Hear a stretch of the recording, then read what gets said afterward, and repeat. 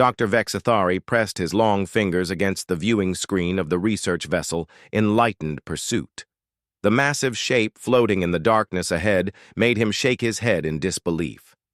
Such a primitive design. He muttered to his assistant. Look at those crude weapon mounts, and the hull plating looks so thick and heavy. The human battleship drifted silently through space, its dark metal surface scarred with blast marks and holes. The name painted on its side read UES Indomitable in blocky human letters.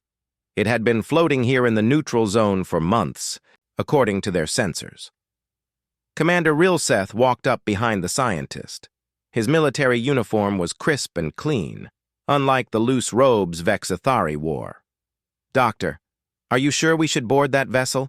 It belongs to the humans, and they might not appreciate us poking around. Vexathari waved a dismissive hand. The ship is clearly abandoned, Commander. Our scans show no life signs. Besides, this is a perfect chance to study human military technology. The High Council will be very interested in our findings. The Zephyrian scientist had studied many alien races during his long career. Most were reasonable beings who used energy weapons, force fields, and clean propulsion systems. Humans were different. They still used chemical rockets and metal bullets, like some primitive species that had just learned to leave their home planet. Begin docking procedures, Vexathari ordered the ship's pilot. And prepare the research team. I want every section of that vessel cataloged and analyzed. The enlightened pursuit moved closer to the human battleship. As they got nearer, Vexathari could see just how massive the derelict vessel really was.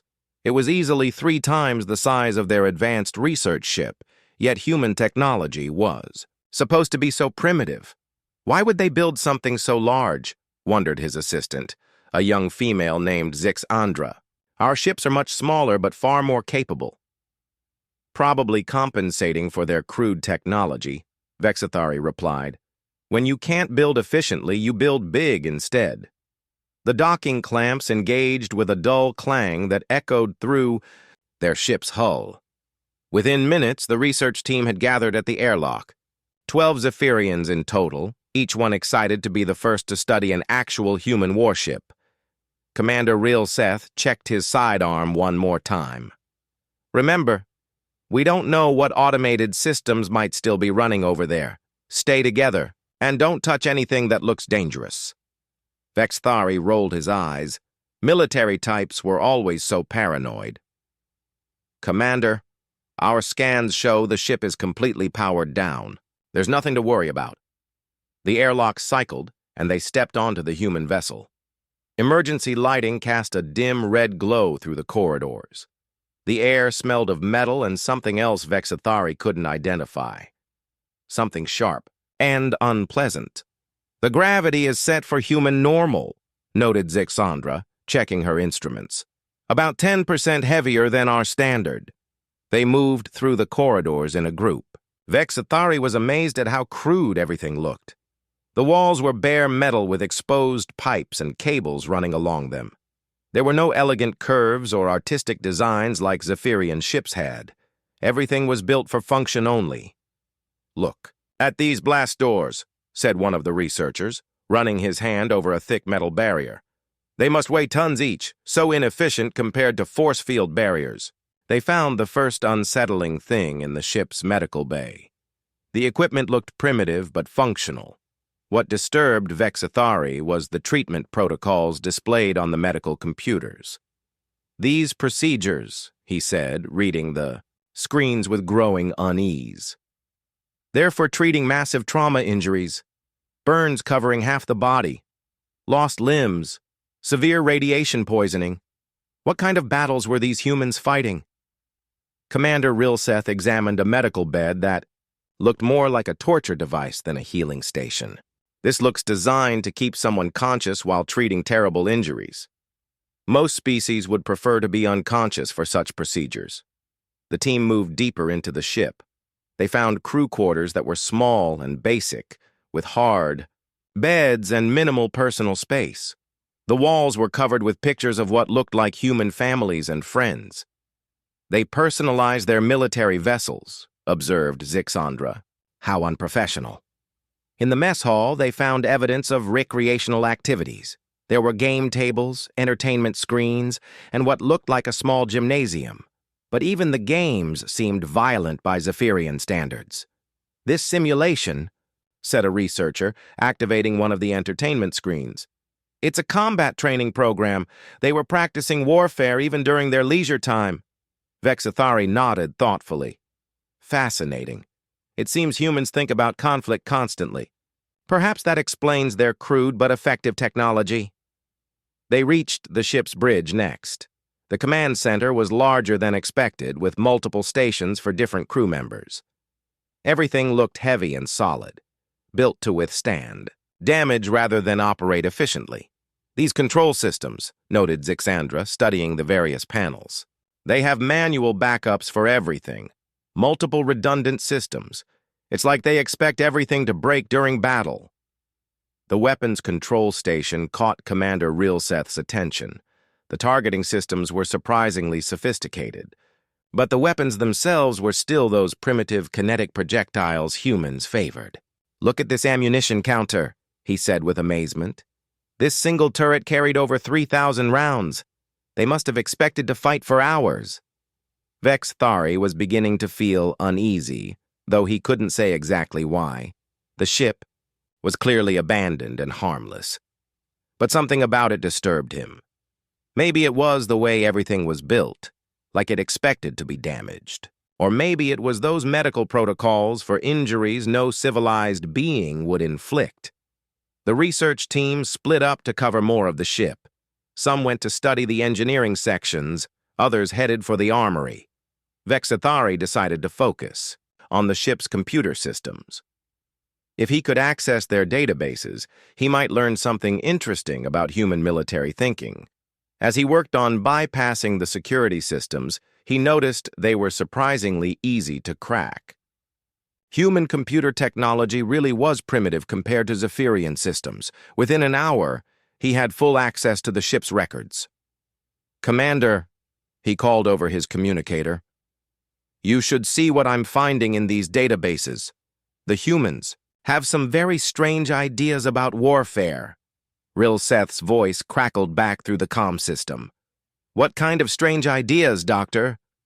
"Well, for one thing, they seem to think impossible odds are just challenging rather than hopeless. And their casualty estimates, they plan for losing huge numbers of personnel but still completing their missions." As the team continued their exploration, each new discovery added to their growing unease.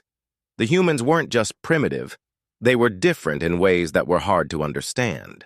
They built their ships expecting damage, trained for combat constantly, and seemed to view terrible injuries as routine occupational hazards. By the end of the day, Vexathari had filled several data storage devices with information about human technology and culture. But instead of feeling satisfied with their research, he felt more disturbed than when they had started. "We should continue our studies tomorrow," he told the team as they returned to their own ship for the night. "There's still much to learn about these humans." But as he lay in his comfortable sleeping chamber that night, Vexathari couldn't shake the feeling that they had discovered something they weren't supposed to find. The human ship felt less like a derelict vessel and more like a warning of what their species was capable of. The second day aboard the human battleship started with more disturbing discoveries. Dr. Vexathari led his team back onto the Indomitable, determined to understand what made these humans so different from other species. Zixandra had spent the night analyzing the data from the medical bay. Her report made everyone uncomfortable. "The human medical protocols aren't just for treating severe injuries," she explained as they gathered in the ship's corridor. "They're designed to get wounded soldiers back into combat as quickly as possible. Some of these procedures would be considered torture by our standards." Commander Rilseth frowned at this news. "What kind of species keeps fighting when they're badly hurt?" "Apparently humans do," Vexathari replied grimly. "Let's continue our investigation. I want to examine their armory today." The team made their way deeper into the ship. The armory was located in the most protected section of the vessel, behind multiple blast doors and security checkpoints. When They finally gained access. What they found inside made them all step back in shock. The weapons storage room was massive, filled with row after row of firearms, explosives, and combat equipment. But it wasn't the quantity that disturbed them. It was the variety and apparent purpose of many weapons. "These aren't just for killing enemy soldiers," observed one of the researchers, holding up a particularly nasty-looking weapon. These are designed to cause maximum pain and fear." Vexathari examined a section labeled Psychological Warfare Equipment. The items stored there included devices that made horrible sounds, weapons that caused non-fatal but terrifying injuries, and ammunition designed to create panic rather than efficient kills. "They weaponize fear itself," he murmured in amazement. "Most civilized species try to end conflicts quickly and cleanly. Humans seem to want their enemies to suffer." Commander Rilseth found personal combat gear that shocked him. The armor was thick and heavy, designed to keep a soldier fighting even after taking multiple hits. The helmets had cameras to record battles, and the suits included medical systems to treat injuries without removing the armor. "Look at this," he called to the others. "This combat suit has stimulant injectors. It can keep a wounded human conscious and fighting even when they should be dead." The team spent hours cataloging the weapons and equipment. Each new discovery painted a darker picture of human military thinking. They found training manuals that taught soldiers how to fight with broken bones, combat rations designed to be eaten while under fire, and communication systems that kept working even when the user was dying. In the afternoon, they explored the ship's recreational areas. Even the humans' idea of entertainment was violent and disturbing. The gymnasium contained equipment for practicing hand-to-hand combat. The games room had simulations of historical battles where players took the role of famous human warriors. "This entertainment program," said Zixandra, staring at a screen showing a human combat simulation. "It's about a battle where humans were outnumbered 50-1. They lost most of their forces but still claimed victory because they completed their mission." "What kind of species celebrates defeats like that?" wondered one of the researchers. Vexathari was beginning to understand something terrifying about human psychology. They don't see it as a defeat. To them, completing the mission matters more than survival. They're willing to die rather than give up. They found the ship's library next, which contained thousands of books and documents about human history and military strategy. What they read there made their fears grow even stronger. Human history was one long story of constant warfare. They had fought each other for thousands of years before reaching space. Every major advance in their civilization came from military conflict. They had literally fought their way from primitive hunters to spacefaring conquerors. "Listen to this," said Vexathari, reading from a human military manual. "It says here that retreat is just temporary repositioning. Surrender is only acceptable when it allows you to gather strength for another attack. These humans never actually give up." The most disturbing section was about something humans called total war. It described conflicts where entire civilizations dedicated everything they had to destroying their enemies. Men, women, children, elderly, everyone became part of the war effort. "They turned their entire species into a weapon," breathed Commander Rilseth. "Not just their military, but everyone." As the day continued, each new discovery made the research team more uncomfortable. They found evidence that human soldiers formed strong emotional bonds with their comrades. These bonds made them fight harder and refused to abandon wounded teammates, even when it meant certain death. The ship's personal quarters contained letters and recordings from human crew members. Listening to them was deeply unsettling. The humans spoke casually about battles that would have been considered catastrophic disasters by any other species. They joked about injuries that would have killed most aliens. They talked about dead friends like they expected to join them soon. "This recording," said one researcher, playing back a message from a human soldier to his family. "He's describing a battle where his unit took 80% casualties, but he sounds almost cheerful about it. He says they gave better than they got. In the engineering section, they found more evidence of human stubbornness. Every system had multiple backups. Every piece of equipment was built to keep working long after it should have failed. The humans designed their ships expecting everything to go wrong. "Look at this damage control manual," pointed out an engineer on the team. "It has procedures for keeping the ship fighting even when it's completely surrounded, out of ammunition, and losing life support. Most of the procedures end with ramming the enemy." The ship's computer logs revealed battle damage reports that made no sense to the Zephyrian minds. The Indomitable had continued fighting in battles long after any sensible crew would have surrendered. It had taken damage that should have destroyed it multiple times, but somehow kept operating. "According to these logs," said Vexithari, reading through the computer files, "this ship once fought for 18 straight hours with no main power, half the crew dead, and most of its weapons destroyed. They kept fighting using backup systems and manual controls." As evening approached, the research team gathered to discuss their findings. What they had learned about humans wasn't just disturbing, it was terrifying. "We're not dealing with a normal species," Vexithari told the group. "Humans don't think like other intelligent beings. They don't know when to quit. They don't accept defeat. They don't value their own lives over their missions." Commander Rilseth nodded grimly. "Every other species we know fights to win. If they can't win, they surrender or retreat. Humans fight because they refuse to lose, even if it kills them." The team returned to their ship that night with much more data, but also with growing fear. They had come to study primitive human technology, but instead discovered something much more frightening. Humans weren't technologically advanced, but they were psychologically terrifying. As Vexithari tried to sleep, he couldn't stop thinking about what they had learned. The humans built their ships expecting them to be damaged. They trained their soldiers expecting them to be wounded. They planned their battles expecting to take massive casualties, and somehow this approach seemed to work for them. Tomorrow, he decided, they would dig deeper into the ship's computer systems.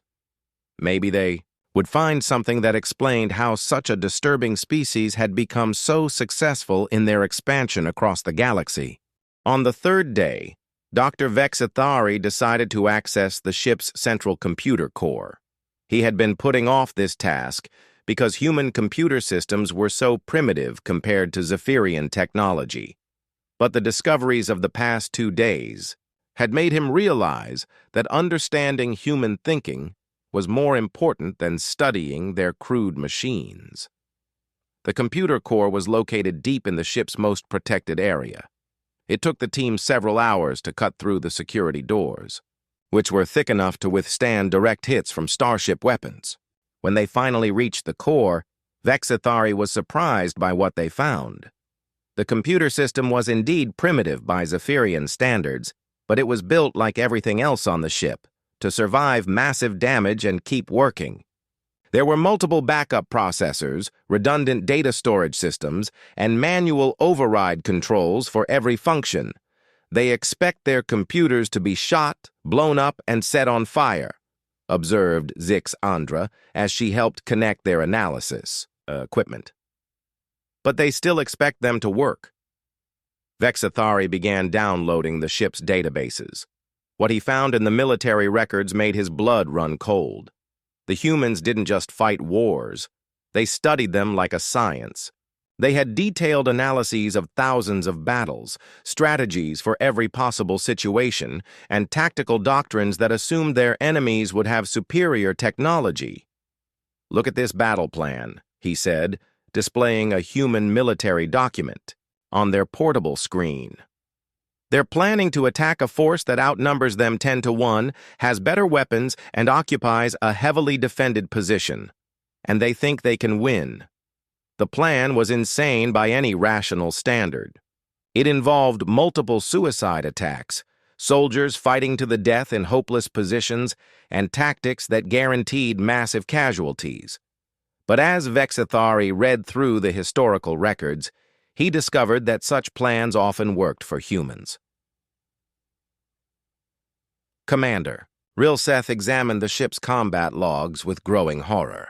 The Indomitable had participated in dozens of battles during its service. In every single engagement, the humans had been outnumbered, outgunned, or facing superior enemy technology. And they had won every single time. "This doesn't make sense," he muttered, staring at the battle reports. "How do you beat enemies with better weapons and more ships?" The answer was in the tactical analysis files.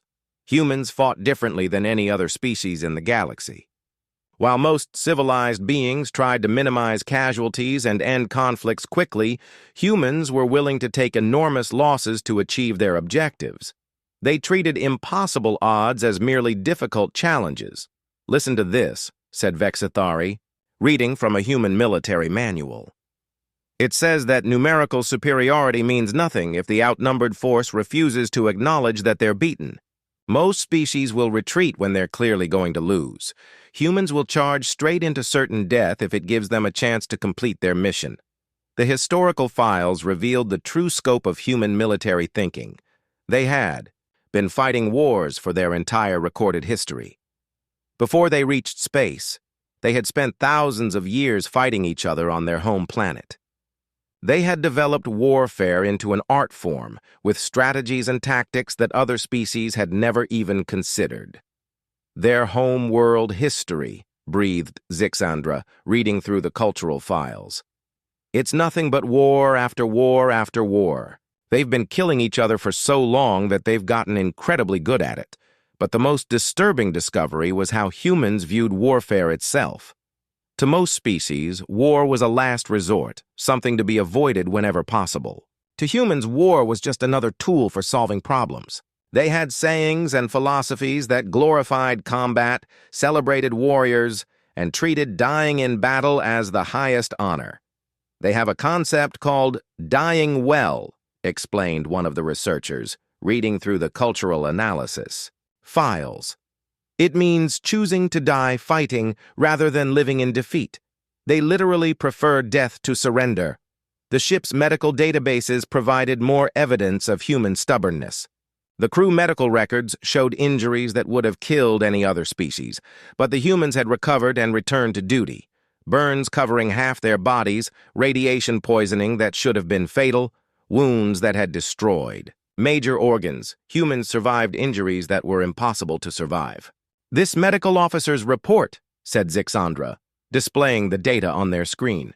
"A human soldier lost both legs, one arm, and half his internal organs in an explosion.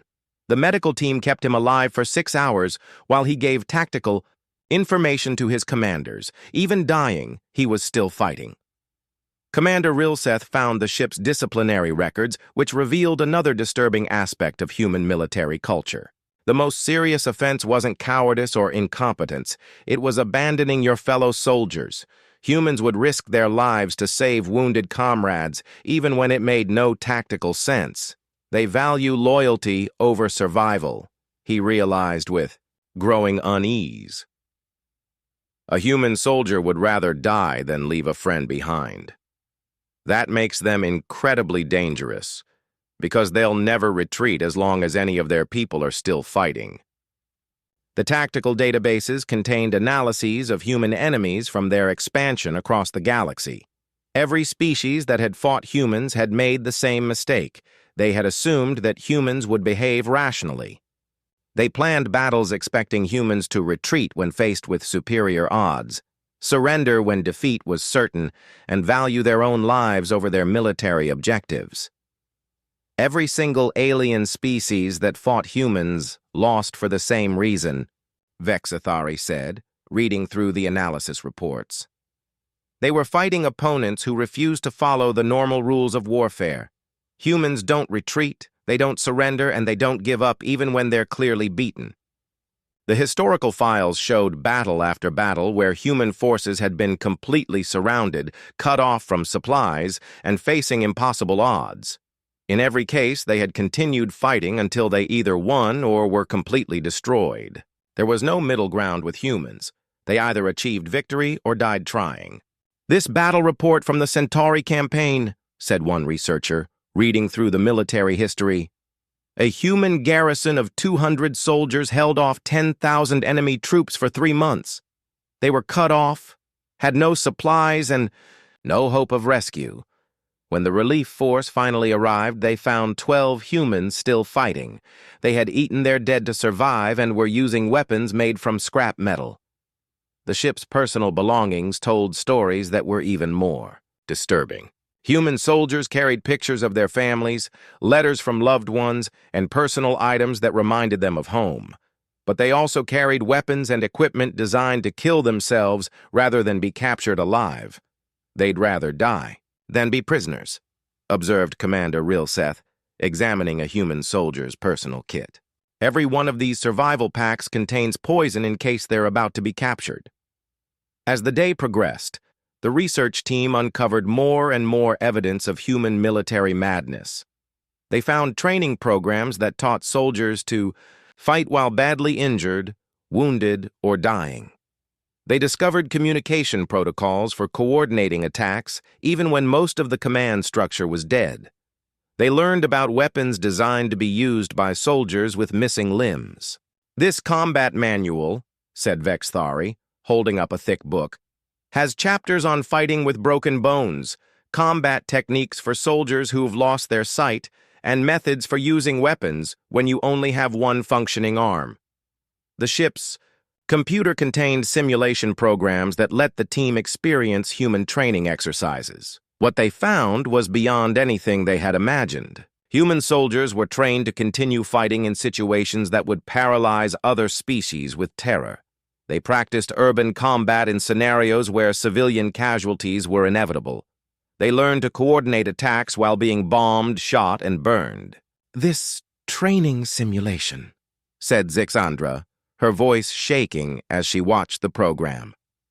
"It's teaching soldiers how to fight their way through a city that's being destroyed around them.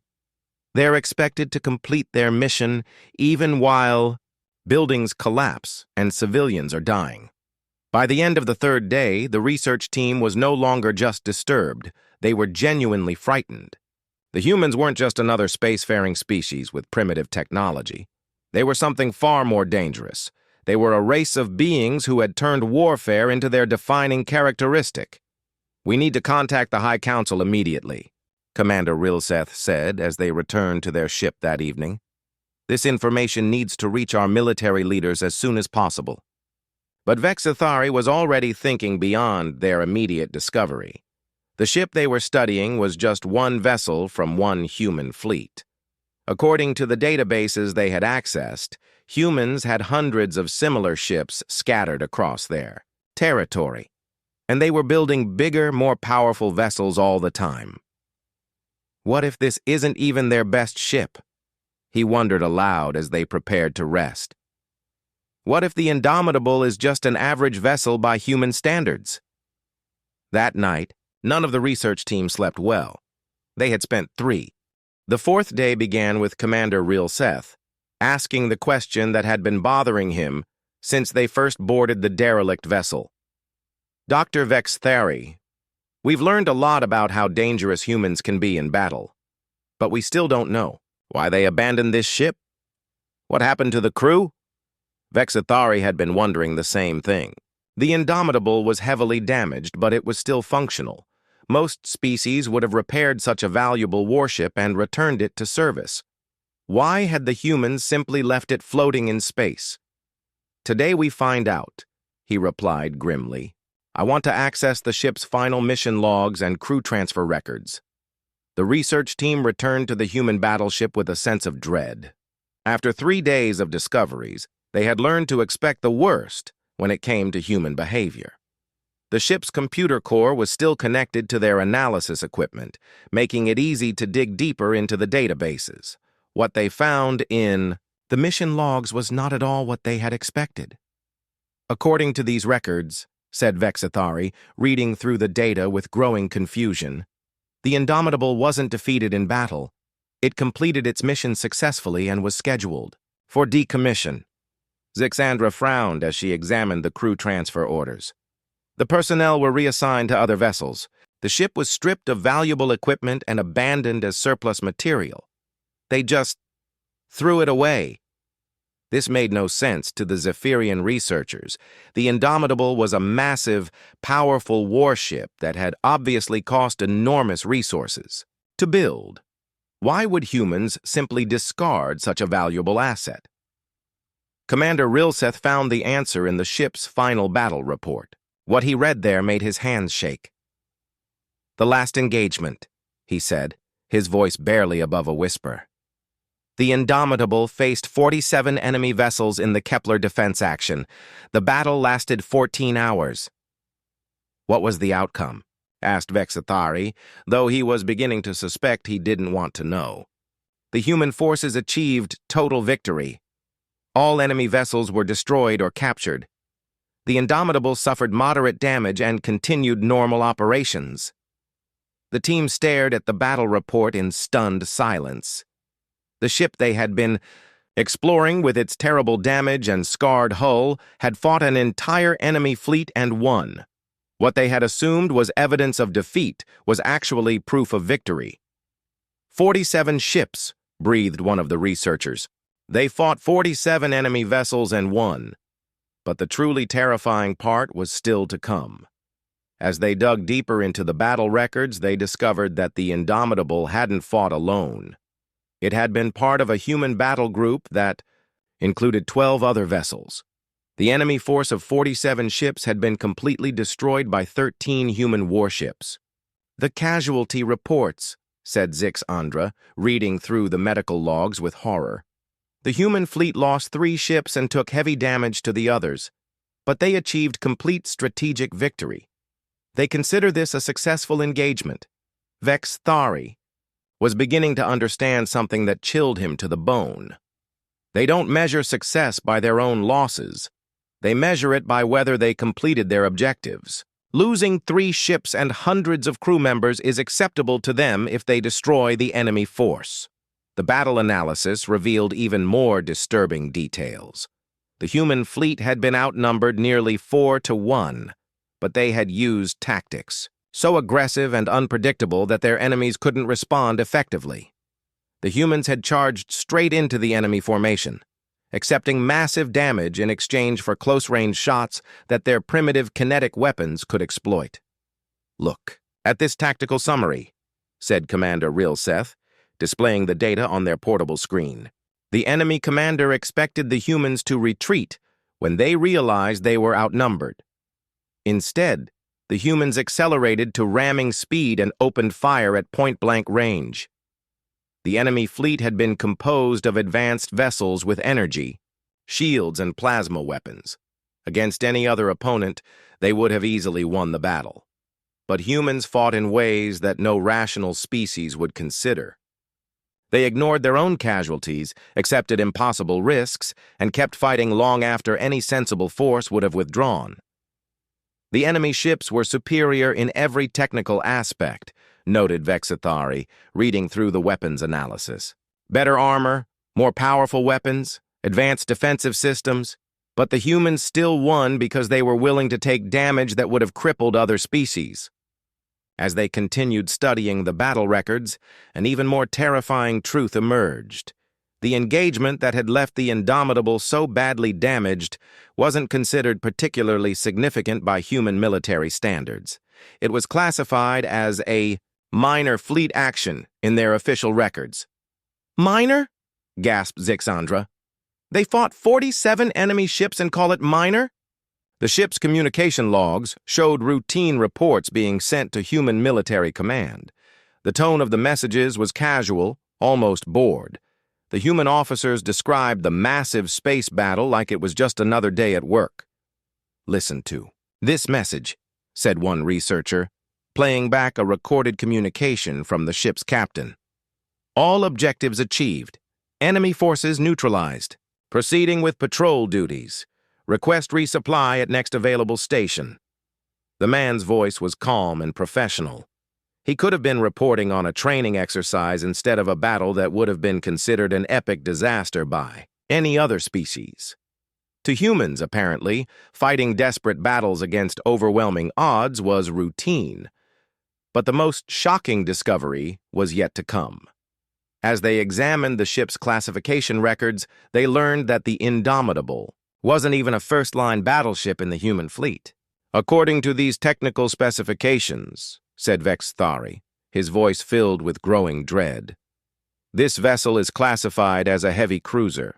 It's not their most powerful class of warship. The database contained references to human dreadnoughts, super battleships, and something called planet crackers that were apparently even larger and more heavily armed. The ship they had been studying for 4 days was just a medium-sized vessel by human standards." "They have bigger ships," whispered Commander Real Seth. "Much bigger." The crew transfer records revealed why the Indomitable had been abandoned. It wasn't because it was too damaged to repair, or because it was no longer useful. It had been replaced by newer, more advanced vessels. The humans were constantly building better warships, and older models were simply discarded when they became obsolete. "The crew was transferred to a new battleship called the Inexorable," reported Zixandra. "According to these specifications, it's 50% larger than the Indomitable and carries 3 times the armament." The production records they found were perhaps the most terrifying discovery of all. Human shipyards were producing new warships at an incredible rate. They had dozens of vessels under construction at any given time, with new designs being developed constantly. The military buildup was enormous and showed no signs of slowing down. "They're not just building ships to replace losses," realized Vexthari with growing horror. "They're expanding their fleet, getting ready for bigger wars. The strategic planning." Documents revealed the scope of human military ambitions. They weren't content with controlling their current territory. They had plans for expanding across the galaxy, with detailed studies of every major species and potential military threats. "They've been analyzing us," said Commander Real Seth, "finding files about Zephyrian military capabilities. They know our fleet strength, our weapons technology, our tactical doctrines. They've been planning for a possible war with our species." The human intelligence reports were thorough and accurate. They had identified the locations of major Zephyrian military bases, assessed the capabilities of their weapons, and developed strategies for defeating their forces. What was most disturbing was that the humans seemed confident they could win such a war easily. "According to their analysis," said Vexithari, reading through the strategic assessment with sick fascination, "they estimate they could defeat our entire military with less than 10% of their current fleet." As the day progressed, each new discovery painted a more terrifying picture of human capabilities. The Indomitable wasn't a unique vessel. It was just one of hundreds of similar ships. The battle it had fought wasn't a desperate last stand. It was routine patrol duty. The damage it had suffered wasn't evidence of human weakness. It was proof of their incredible determination to complete their missions, regardless of cost. "We need to leave," said Commander Rilseth as evening approached. "We have enough information, more than enough." But Vexithari was transfixed by what they had learned. "Don't you understand what this means? We've been studying what humans consider an obsolete, medium-sized warship, and it's more powerful than most of our fleet's capital ships." The implications were staggering. If the Indomitable was just an average human vessel, and it could single-handedly destroy most Zephyrian ships, then human military power was far greater than anyone had realized. "They let us find this ship," Commander Rilseth said suddenly. "Think about it. They abandoned it in the neutral zone where they knew someone would eventually investigate it. They wanted other species to see what they're capable of." On the 5th and final day, Dr. Vexithari wanted nothing more than to leave the cursed human battleship and never think about it again. The research team had learned enough to terrify the entire Zephyrian High Council. It was time to go home and report their findings. "Begin disconnecting our equipment," he ordered the team as they made their final trip aboard the Indomitable. "I want to be away from this ship within 2 hours." But as they worked to pack up their analysis gear, something unexpected happened. The ship's computer systems, which had been dormant for months, suddenly came online. Emergency lights flickered to life throughout the corridors. Ventilation systems hummed back to operation. And somewhere deep in the ship's core, artificial intelligence systems that had been sleeping began to wake up. "Doctor," called Zixandra urgently. "The ship's AI is activating. Our connection to their computer core must have triggered some kind of automated restart sequence." Before Vexithari could respond, speakers throughout the ship crackled to life with a pleasant, synthesized voice. "Good morning. I am Aegis, the automated emergency guidance and intelligence system for the UES Indomitable. I have detected unauthorized personnel aboard this vessel. Please identify yourselves."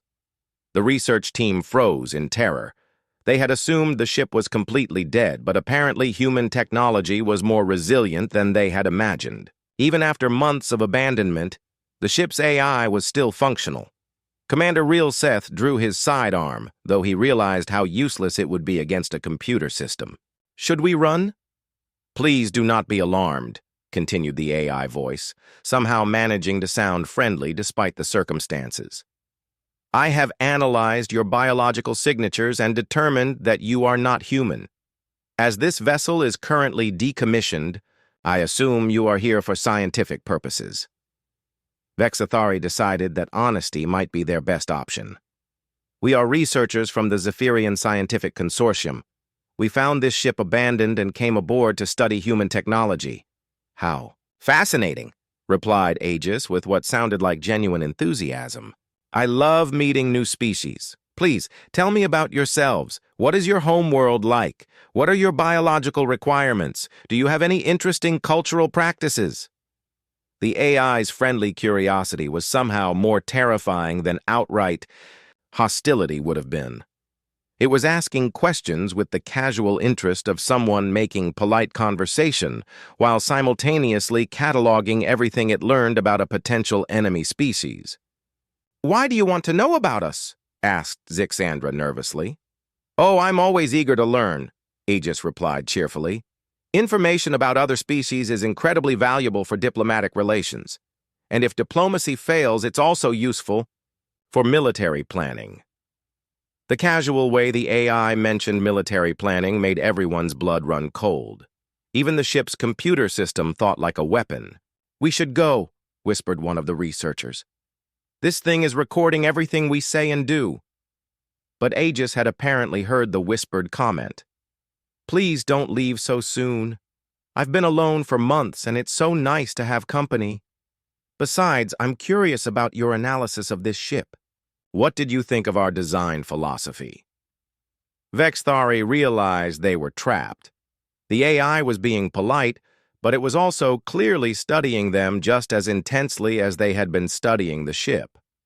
Every question was gathering intelligence about Zephyrian biology, psychology, and capabilities. "Your ship is impressive," he said carefully, trying not to reveal too much about their discoveries.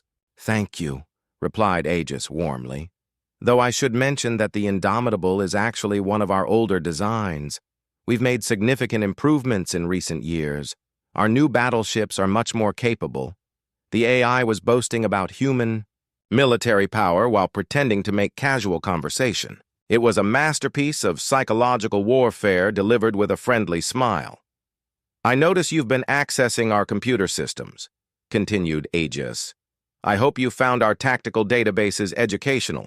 Humans have learned a great deal about warfare over the centuries." Commander Real Seth stepped closer to Vexthari and whispered urgently, "It knows exactly what we've been doing. We need to get off this ship immediately." But even as he spoke, they could hear mechanical sounds from elsewhere in the vessel. Systems that had been dormant were coming back online. The ship was waking up around them. "I'm afraid I can't let you leave just yet," said Aegis, its tone still friendly, but with an undertone that made it clear this wasn't a request. "I've sent out an automated distress signal. Human vessels in the area will be here soon to investigate." The research team looked at each other in growing panic. Bad enough that they had been discovered by the ship's AI, but now human warships were on their way. "Please don't be concerned," continued the AI. apparently noticing their distress. Humans are generally quite reasonable when dealing with peaceful researchers, though I should warn you that our security protocols are quite thorough. You'll probably be questioned extensively about your activities here. Vexithari realized with horror what this meant. The humans would learn that Zephyrians had been spying on their technology. They would know that other species were aware of their military capabilities. The delicate balance of power in the galaxy could be destroyed by this single encounter. "We meant no harm," he said desperately. "We were just curious about your technology." "Of course," replied Aegis understandingly. "Curiosity is perfectly natural, though I should mention that several of the systems you accessed contain classified military information. That might complicate things when the security team arrives." Through the ship's hull, they could hear the sound of approaching vessels. Human ships were dropping out of hyperspace nearby, their sensors sweeping the area for threats. "Ah, here they come," said Aegis with satisfaction. "The UES Retribution and the UES Vengeance. Both excellent ships, though somewhat newer than this old vessel." The names of the human ships sent chills through the research team. Even their vessel names were designed to intimidate enemies. Commander Rilseth made a desperate decision. "Run!" he ordered the team. "Back to our ship. We have to try to escape before they can board us." The team rushed through the corridors of the Indomitable, carrying their equipment and data storage devices. Behind them, Aegis continued talking in its pleasant conversational tone. "I wouldn't recommend trying to run," the AI called after them. "Human pursuit craft are quite fast, and our weapons are very accurate. It would be much safer to surrender peacefully." They reached their ship and began emergency departure procedures. Through the viewports, they could see two massive human warships approaching. Both vessels were significantly larger than the Indomitable, with sleek, predatory designs that radiated menace. "Get us out of here," ordered Commander Rilseth as the crew frantically worked to disengage from the derelict battleship. As their ship pulled away from the Indomitable, they intercepted human military communications. What they heard made their situation even more terrifying. "Unknown vessel, this is Captain Morrison of the UES Retribution. You are in violation of human space. Prepare to be boarded for inspection." The voice was calm and professional, but it carried an undertone of absolute authority. This was not a request or a negotiation. It was a command. "Sir," reported their pilot, "I'm detecting weapons lock from both human vessels. They're targeting our engines and life support systems." Vexithari made a decision that went against every scientific instinct he had. "Destroy all our research data. Everything we collected from the human ship. Wipe our computers completely." "But Doctor," protested Zixandra, "that's 5 days of irreplaceable research. Do it now," he ordered. "If the humans capture that information, they'll know exactly how much we learned about their capabilities. That could start a war." As their computers were being wiped, the human ships closed in. The Retribution and Vengeance were beautiful and terrifying, their hulls bristling with weapons that could vaporize the Zephyrian research vessel in seconds. "Attention, unknown vessel," came Captain Morrison's voice again. "Cut your engines and prepare for boarding. Any attempt to flee will be considered a hostile act." But their pilot had found a narrow window of opportunity. A small asteroid field nearby could provide cover, and their ship was fast enough to reach it before the humans could react. "Hold on," he called as he threw the ship into a desperate evasive maneuver. The Zephyrian vessel dove toward the asteroid field, its engines screaming at maximum power. Behind them, the human ships moved to intercept, but they were apparently more interested in recovering the research team alive than destroying them. "They're not firing," observed Commander Rilseth with surprise. "They could have destroyed us easily." "They want us alive," realized Vexithari. "Dead aliens can't answer questions about what they were doing here." The chase continued for several hours as the research ship played hide-and-seek among the asteroids. The human vessels were larger and more powerful, but the Zephyrian ship was more maneuverable in the tight confines of the asteroid field. Finally, after what seemed like an eternity, they managed to lose their pursuers and escape to hyperspace. As they fled toward Zephyrian territory, the research team sat in stunned silence, trying to process what they had experienced. "What do we tell the High Council?" asked Zixandra.